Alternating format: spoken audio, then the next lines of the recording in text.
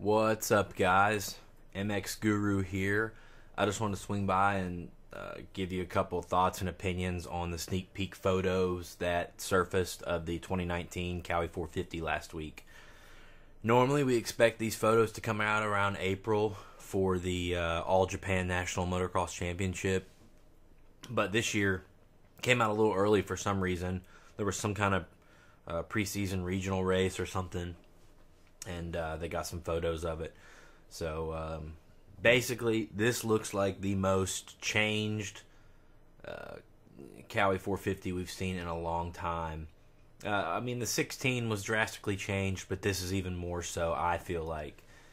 Let's see what we can see here.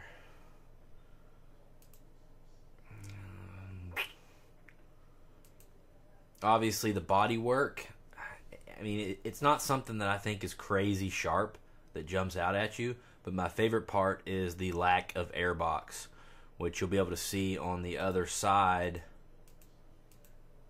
It's the airbox is kind of made into the plate like some of the KTMs have been in the past, which is super cool because anytime you get new plastics or anything, your airbox still just looked like crap, and now you shouldn't have that problem. It's all going to look brand new every time you swap plastics. So we got the basic body styling here. I can tell there's a little difference to the contour of the swing arm. What we can't tell is suspension or exhaust or wheels or anything like that, because all these Japanese guys run different stuff.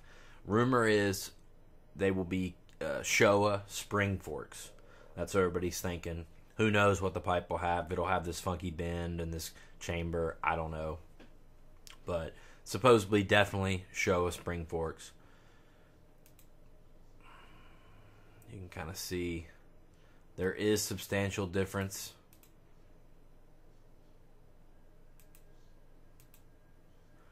That's by far the most different that the stator covers really looked. So that's surprising. Now, what grabbed my interest at the very beginning was the shape of the head. It starts really small and really contours up big like some of the KTMs did in the past.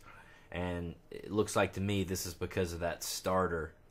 They could not fit the timing chain tensioner right here, so they had to put it up here in the head, which made the head just look huge up here. And that head cover, it's obviously dual overhead cams. That head cover is massive. So I don't know, kind of looks funky, but hey, if it works, it works. So it'll definitely, obviously, going to be electric start, just like we had thought. But what we don't know about is this hydraulic clutch, this slave cylinder right here. KTMs have had them for a long time. I did not expect Cowie to do anything like this. This may just be a one-off on this, setup on these Japanese bikes. I would be surprised if this went production. Other people are saying it's confirmed it is production, so it's a toss-up. But it's interesting, to say the least. I personally don't feel like you have as good a feel with the hydraulic clutch, but then again, on a 450 you don't have to feather much anyway. So, but on the other side of that coin, it's just something else that can go wrong. So I don't know, kind of interesting. Another interesting point that a lot of people will hate is, yes, it is electric start, and no, there is no backup kick, which puts the oil filter plug, seemingly puts the oil filter plug right in that location where the Kickstarter would have been. So that's kind of cool. Gets it away from your pipe and stuff. And back to the intake, it appears as if the right side of the intake is just completely gone now. They had blocked it off for noise issues, I'd heard, and now they're just completely taking it away. So, definitely be a new subframe. You can see this one's got a PC already attached to it. But this is just the beginning, guys. More of this information will come out soon.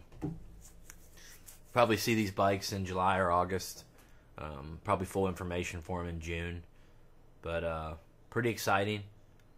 Like I said, I have no issues with the body work. I think it looks pretty sharp. I'm really curious as to what they'll do with the MSRP. You know, it was one of the lower ones, but now it's going to have to creep up there with the electric start and stuff, and a hydraulic clutch. Are we going to see a $9,000 KX450f? Yeah, I think that's very possible. But stay tuned, and I'll keep you guys updated.